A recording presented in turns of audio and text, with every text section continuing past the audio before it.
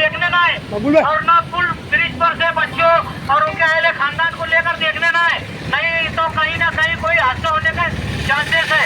हम सतर्क रहेंगे तो हादसा नहीं होंगे। तो शहरियान से गुजारिश है कि गिरना और मौसम नदी में पानी देखने की कोशिश ना करें और बच्चों को लेकर गिरना नदी पर ना आए। और जितने भी मच्छी पकड़ने वाले हैं गिरना नदी में जितने भी उनके साधन है वो सारे निकाल लिए जाए। हेलीकॉप्टर एक ही बार आएगा मालेगांव में, हेलीकॉप्टर आएगा। मेरे भाई लोग आपसे अपील कर रहा हूँ, अगर आप सोच रहे हैं कि यार हेलीकॉप्टर अब फिर से आएगा शहर के अंदर, तो ये आपकी गलती है। एक ही बार आया था हेलीकॉप्टर। आज गिरना नदी में कम से कम 20,000 से 22 क्यूसेक पानी छोड़ा गया है। गिरना नदी और मौसम नदी में पानी छोड़ा गया है। गिरना नदी में सैलाबी कैफियत है। तो मालेगांव शहरियान से फायर ब्रिगेड की तरफ से अपील है कि कोई भी बच्चा स्टंट करता हुआ नहाता हुआ गिरना नदी में नजर न आए, नहीं तो उस पर सख्त कार्रवाई की जाएगी और उस पर पुलिस गुना दाखिल किया जाएगा।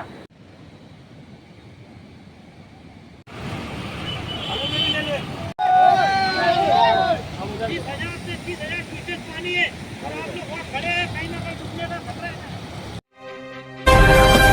आप देख रहे हैं पब्लिक समाचार, पब्लिक के हक में।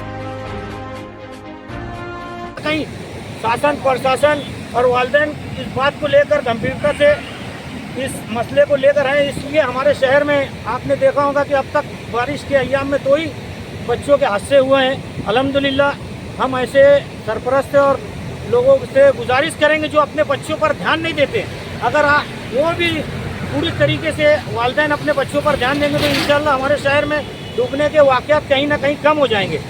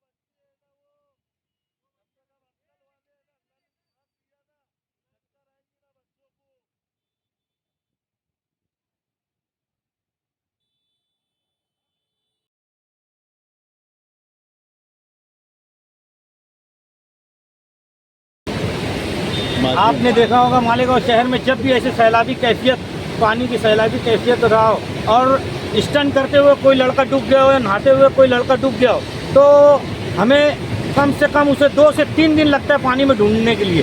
तकरीबन वो अगर इस सैलाबी कैफियत पानी में डूबकर हादसे का शिकार हुआ तो पानी के फ्लो से इतनी दूर तक चला जाता है। आपने माजी में देखा होगा कि हमने 2-2, 3-3 दिन पानी में रेस्क्यू ऑपरेशन शुरू किया और 2-2, 3-3 दिन तकरीबन 2 से 3 दिन उनको ढूंढकर 30 से 35, 40 किलोमीटर दूर से मलगांव गिरना डैम के अतराफ से इन बच्चों को ढूंढकर उनके अहले खाना के सुपुर्द किया गया।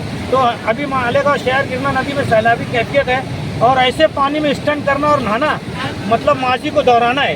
तो बच्चे और सरपरस्त ध्यान दें इस पर।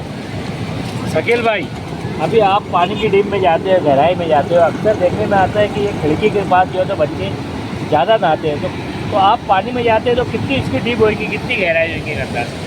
यहाँ पर यहाँ पर जब बच्चे नहाते हैं पानी ज़्यादातर कम से कम 10 से 15 फीट डीप है और पानी जब बच्चे ऊपर से स्टंट करके सुर्री मारते हैं तो जब पानी कम रहता है तो बच्चे जब भी ऊपर से स्टंट करते हैं तो कहीं ना कहीं बच्चे अपनी जान को जोखिम में डाल रहे हैं। क्योंकि आपने देखा होगा गिरना नदी में जहाँ पर वो केटीवेयर बंधारे से स्टंट करते हैं, कम पानी में स्टंट करते हैं, कम से कम 8 से 10 फीट पानी रहता है, तो ऊपर से अगर वो उंगली मारते हैं तो उनका सर अगर पत्थर पर लगा तो जगह ही पर उनकी डेथ हो जाएंगी और उनको बचाना मुश्किल हो जाएगा। तो बच्चों से और शहरियान से गुजारिश है, स्विमिंग करने वाले ऊपर से स्टंट ना करें, नहीं तो अपनी जान को खुद वो जोखिम में डाल रहे हैं।